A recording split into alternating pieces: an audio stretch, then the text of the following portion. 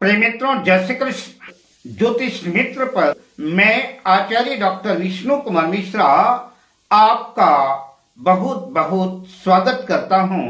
आज हम इस वीडियो पर आपसे चर्चा करेंगे कि सरकारी नौकरी कब लगेगी। मैं उदाहरण कुंडली के साथ आपसे इस विषय वस्तु पर चर्चा करूंगा, पर मैं विषय क्रम में आगे बढ़ूं उससे पहले आपसे आग्रह, अगर आपने अभी तक हमारे इस चैनल को सब्सक्राइब नहीं किया है तो प्लीज चैनल को सब्सक्राइब करें, साथ ही नोटिफिकेशन बेल को भी प्रेस करें। अगर आप अपनी या अपनों की जन्म कुंडली का बृहद प्रेडिक्शन कराना चाहते हैं, विश्लेषण कराना चाहते हैं, या कि हमसे किसी भी किस्म का ज्योतिषी परामर्श प्राप्त करना चाहते हैं, तो आप स्क्रीन पर फ्लैश हो रहे नंबरों पर हमसे संपर्क कर सकते हैं।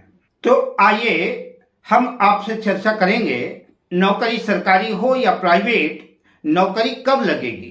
हम उदाहरण कुंडली के साथ सरकारी नौकरी कब लगेगी इस पर मैं महर्षि पराशर के विंशोत्तरी दशा को आधार बना करके और गोचर का आधार बना करके मैं इस वीडियो पर आपसे चर्चा करूंगा। तो सबसे पहले यह देखना पड़ेगा कि जातक के नौकरी के योग है कि नहीं है। सरकारी नौकरी के संदर्भ में हमने बहुत से वीडियो बना के रखे हैं। डिस्क्रिप्शन में कुछ वीडियो के लिंक आपको मिल जाएंगे, वहां पर आप जाकर के देख सकते हैं। आइए मैं विंशोत्तरी दशा और गोचर का आधार बना करके मैं आपसे चर्चा करूं तो सरकारी नौकरी कब लगेगी इस कुंडली के माध्यम से समझने का प्रयास करते हैं। तो आपको यह देखना होगा कि आपके जन्म पत्रिका के दशम भाव पर कौन सा अंक लिखा हुआ है, कौन सी राशि बनी हुई है, दशम भाव पर कौन से ग्रह स्थित हैं। तो मैंने जो यह उदाहरण कुंडली आपके सामने रखा है, यह मेष लग्न की जन्म पत्रिका है। आपकी जन्म पत्रिका मेष लग्न से मीन लग्न के बीच किसी भी लग्न की हो सकती है। सिद्धांत यही रहेगा। मेष लग्न की जन्म कुंडली है और दशम भाव पर 10 नंबर लिखा हुआ है, मकर राशि बनी हुई है। आपकी जन्म कुंडली में, आपकी जन्म पत्रिका में हो सकता है कि इस दशम भाव पर 10 अंक ना लिखा हो, 1 भी लिखा हो सकता है, 2 भी लिखा हो सकता है, 1 से लेकर के 12 अंक के बीच में कोई ना कोई अंक लिखा होगा। मेष से लेकर के मीन राशि तक दशम भाव में कोई ना कोई राशि बनी होगी, और हो सकता है कि दशम भाव में कोई ग्रह भी स्थित हो, और ऐसा भी हो सकता है कि कोई ग्रह ना हो। तो इस मेष लग्न की जन्म पत्रिका पर दशम भाव पर 10 नंबर लिखा हुआ है, मकर राशि बनी हुई है, और मकर राशि के स्वामी जो है शनिदेव हैं। तो आपको देखना है कि आप जिस पत्रिका का अन्वेषण कर रहे हैं, जिस पत्रिका का विश्लेषण कर रहे हैं, उसके दशम भाव पर कौन सी राशि बनी है और उसका स्वामी कौन है। जिन लोगों को ज्योतिष का ज्ञान है उनके लिए तो कोई बात नहीं है, लेकिन जो लोग बिल्कुल पहली बार ज्योतिष का वीडियो देख रहे हैं या कि ज्योतिष का बेसिक ज्ञान नहीं है जिन लोगों को, वो कैसे पता करें कि हमारी जन्म पत्रिका के दशम भाव में कौन सी राशि बनी है और उसका स्वामी ग्रह कौन है। तो आपके सामान्य जानकारी के लिए, सामान्य ज्ञान के लिए मैं आपको बताता चलूं इस चार्ट के माध्यम से, अगर आपके जन्म पत्रिका में दशम भाव पर या कि जन्म कुंडली के 12 भाव में कहीं पर अगर ये अंक लिखे हैं, मैं जिन अंकों की बात कर रहा हूं, तो ये समझ के चलना कि ये राशियां होंगी और इनके स्वामी ग्रह ये होंगे।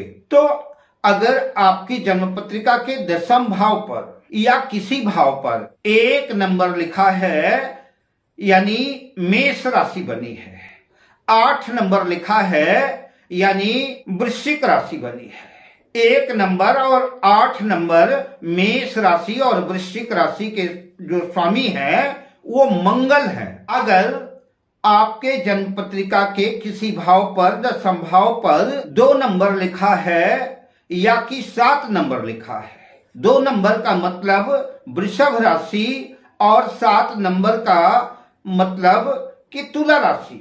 आपके दशम भाव पर 2 नंबर लिखा है तो वृषभ राशि बनी है, और 7 नंबर लिखा है तो तुला राशि बनी है। तो 2 नंबर और 7 नंबर के स्वामी शुक्र हैं। आपकी जन्म पत्रिका के दशम भाव पर 3 नंबर लिखा है, मिथुन राशि बनी है, या कि 6 नंबर लिखा है तो कन्या राशि बनी है। 3 नंबर और 6 नंबर के स्वामी बुध देव हैं। आपकी जन्म पत्रिका में अगर दशम भाव पर या किसी भाव पर 4 नंबर लिखा है तो 4 नंबर का मतलब कर्क राशि है। 4 नंबर कर्क राशि के स्वामी चंद्रदेव हैं। आपके जन्म पत्रिका के दशम भाव पर 5 नंबर लिखा है। 5 नंबर का मतलब सिंह राशि बनी है, और सिंह राशि के स्वामी सूर्य देव हैं। अगर आपकी जन्म पत्रिका के दशम भाव पर 9 नंबर या 12 नंबर लिखा है तो 9 नंबर का मतलब धनु राशि बनी है। 12 नंबर लिखा है इसका मतलब कि मीन राशि बनी है।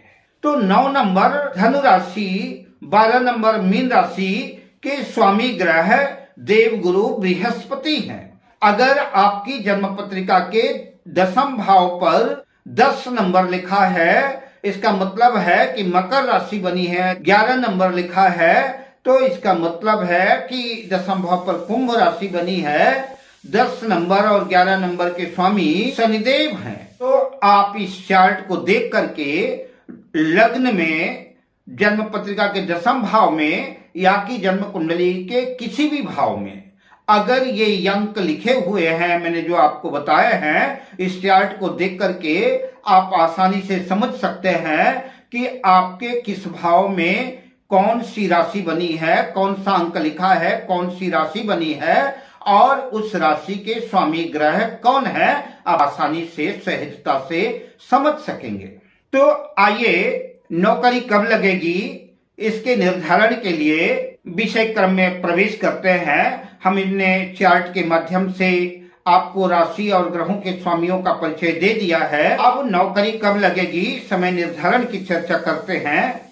आपकी जन्म पत्रिका के जन्म कुंडली के दशम भाव पर जो राशि बनी है, जो राशि का स्वामी है, दशम भाव के स्वामी को दशमेश कहते हैं। जन्म पत्रिका में दशमेश या कि दशम भाव पर जो योग कारक ग्रह बैठे हुए हैं, या कि दशम भाव का स्वामी जो दशमेश है, उसकी महादशा में दशम भाव में बैठे योग कारक ग्रहों के, मित्र ग्रहों के अंतरदशा में लग्नेश और लाभेश, एकादशेश, नौमेश, खष्ठेश, पंचमेश या मित्र ग्रहों की दशा अंतरदशा में ऐसा हो सकता है कि दशमेश की महादशा चल रही हो और मित्र ग्रहों की, भाग्येश की, लग्नेश की, एकादशेश की, पंचमेश की किसी की अंतरदशा चल रही हो, या कि लग्नेश की, योग कारक ग्रहों की, नौमेश की, भाग्येश की, एकादशेश की, खष्ठेश की किसी ग्रह की महादशा चल रही हो और दशमेश की अंतरदशा चल रही हो। तो जो ग्रह अधिक शक्तिशाली होंगे, अधिक बलवान होंगे, उनकी दशा अंतरदशाओं में नौकरी लगने की प्रबल संभावना बनेगी। दशमेश की दशा और दशमेश की अंतरदशा में भी नौकरी लगने की प्रबल संभावना बनती है। तो मैंने जो यह उदाहरण कुंडली आपके सामने रखी, मेष लग्न की जन्म पत्रिका है, दशम भाव पर 10 नंबर लिखा है, मकर राशि बनी है और दशम भाव के स्वामी जो है शनिदेव हैं, जो कि एकादश लाभ भाव पर कुंभ राशि पर अपनी मूल त्रिकोण राशि में स्थित है। आपकी जन्म पत्रिका में हो सकता है कि दशम भाव का में कोई और अंक लिखा हो, दशम भाव का स्वामी शनिदेव के अलावा कोई और भी हो। तो मैंने आपके सामने जो ये चार्ट रखा है, इस चार्ट को देख करके आप ये देख लीजिएगा कि आपके दशम भाव में कौन सी गिनती लिखी है, कौन सा अंक लिखा है और इस चार्ट के अंक के सामने उसकी राशि लिखी है और उस राशि के स्वामी का नाम लिखा हुआ है। तो इसके माध्यम से आप जान जाएंगे कि आपके दशम भाव पर कौन सी राशि बनी है और आपके दशम भाव का स्वामी कौन है, दशमेश कौन है। इस जन्म पत्रिका में उदाहरण कुंडली में दशम भाव पर 10 नंबर लिखा है। तो मैंने इस चार्ट में देखा दशम भाव में जहां पर 10 नंबर लिखा है तो चार्ट में देखा कि 10 नंबर के आगे मकर राशि लिखी है और मकर राशि के आगे देखा तो उसका स्वामी ग्रह शनिदेव लिखा हुआ है। इस तरह से आप इस चार्ट के माध्यम से आपके दशम भाव में कौन सी राशि बनी है और उस राशि का स्वामी कौन है, दशम भाव का स्वामी कौन है, आप जान सकते हैं। तो आपको जन्म पत्रिका का दशम भाव देखना है। दशम भाव कैरियर का भाव तो है ही है, कर्म क्षेत्र का भाव है, इससे कैरियर का विचार करते हैं। पर नौकरी के लिए जन्म पत्रिका का षष्ठम भाव भी देखना पड़ेगा, छठा भाव भी बलवान होना चाहिए। अगर छठा भाव कमजोर है, कमजोर है, तो ऐसी कंडीशन में नौकरी लगने की संभावना नहीं बनेगी। जन्म कुंडली का यह छठा भाव दशम भाव का भाग्य भाव है। हम जब दशम भाव से गिनेंगे तो यह छठा भाव नौवां भाव कहलाएगा। जैसे गिनकर देखते हैं, दशम भाव से 1, 2, 3, 4, 5, 6, 7, 8, 9, तो दशम भाव से यह नौवां भाव हुआ। इसका महत्व इसलिए भी हो जाता है कि जो आपके कैरियर का भाग्य है, आपके कैरियर को बल मिले, भाग्य का साथ मिले, उसके लिए जन्म पत्रिका का छठा भाव भी बलवान होना चाहिए। तो हमने इस उदाहरण कुंडली के माध्यम से देखा इस छठे भाव पर कन्या राशि में सूर्य और गुरु की युति है। सूर्य जो इस जन्म पत्रिका के पंचमेश हैं, पंचम भाव के स्वामी है, शिक्षा के स्वामी है, और देव गुरु बृहस्पति जन्म पत्रिका के नवम भाव भाग्य भाव के स्वामी है। पंचमेश नवमेश की युति छठे भाव पर है। भाग्येश देवगुरु बृहस्पति की पंचम दृष्टि दशम भाव पर है। लग्नेश मंगल सप्तम भाव में स्थित होकर के चौथी दृष्टि से मकर राशि को, अपनी उच्च राशि को देख रहे हैं। इस जातक की 24 सितंबर 2021 में रेलवे में नौकरी लगी। जब इस जातक की नौकरी लगी उस समय पंचमेश पंचम भाव के स्वामी सूर्य की महादशा चल रही थी। पंचमेश सूर्य की महादशा चल रही थी और दशमेश शनि की अंतरदशा चल रही थी और भाग्येश देवगुरु बृहस्पति की प्रत्यंतर दशा चल रही थी। इस जातक की रेलवे में नौकरी सूर्य की महादशा में, शनि की अंतरदशा में और देवगुरु बृहस्पति की प्रत्यंतर दशा में लगी। इस तरह से किसी भी विषय वस्तु के समय का निर्धारण करने के लिए उस भाव का जो भावेश है, योग कारक ग्रहों की दशा अंतरदशा में महर्षि पराशर के विंशोत्तरी दशा, अंतरदशा, प्रत्यंतर दशा का अवलोकन करना चाहिए।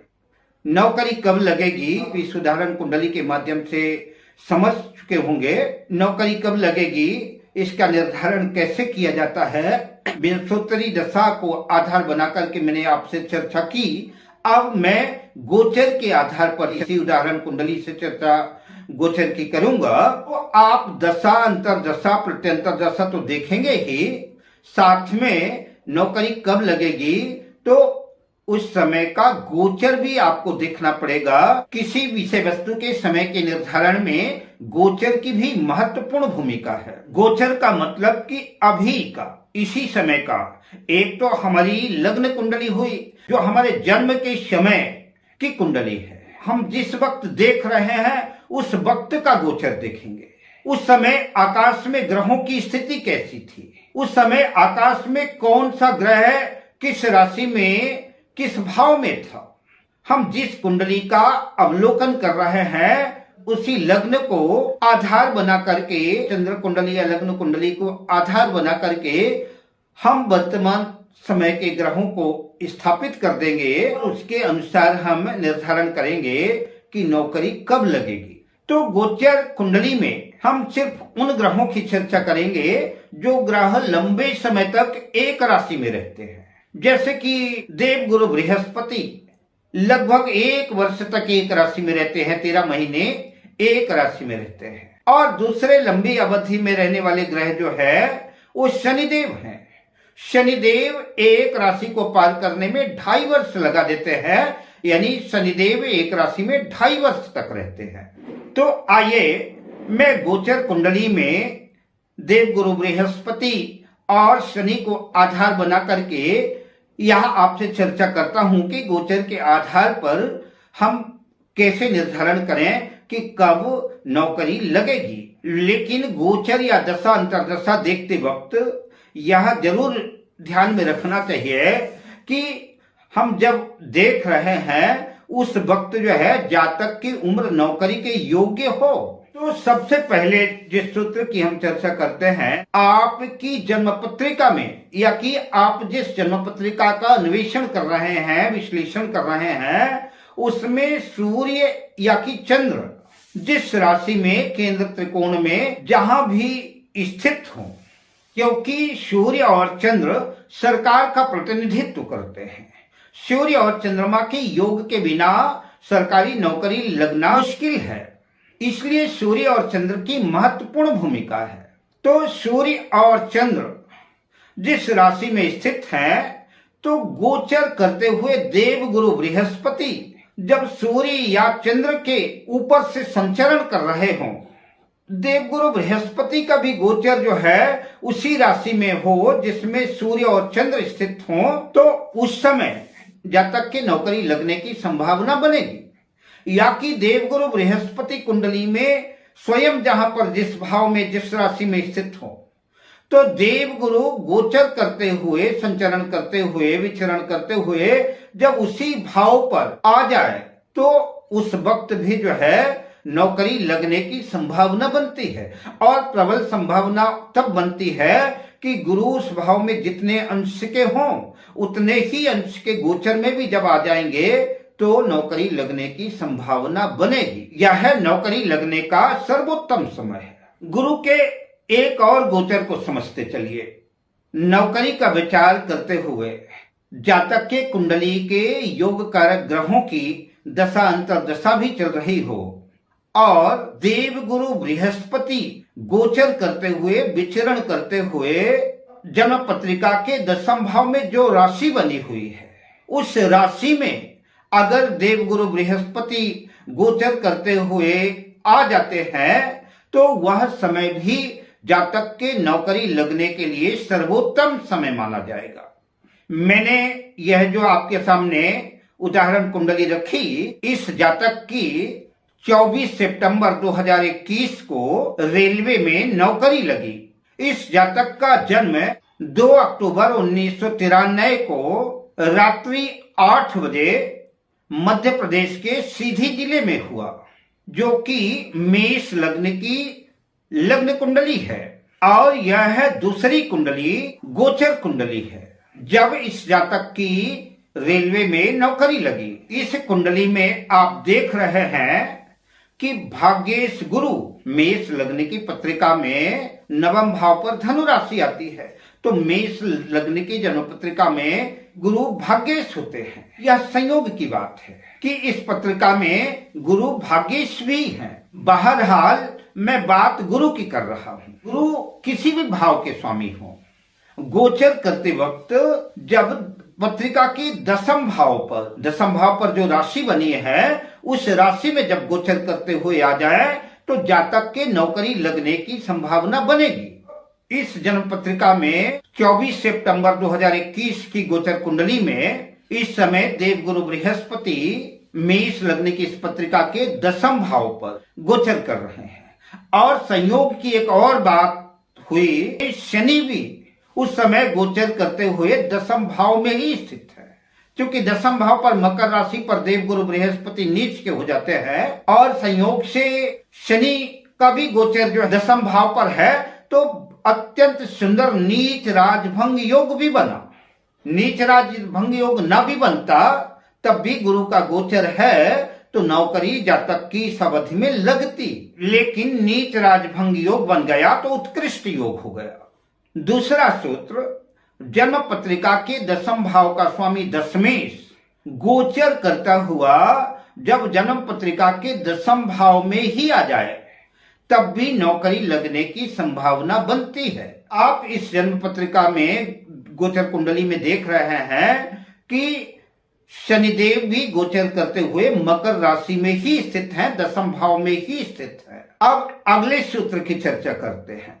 अगला सूत्र शनि के गोचर को लेकर के है।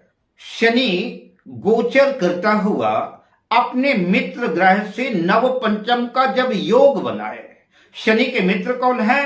तो शनि के मित्र हैं शुक्र, शनि के मित्र हैं बुध, शनि के मित्र है राहु।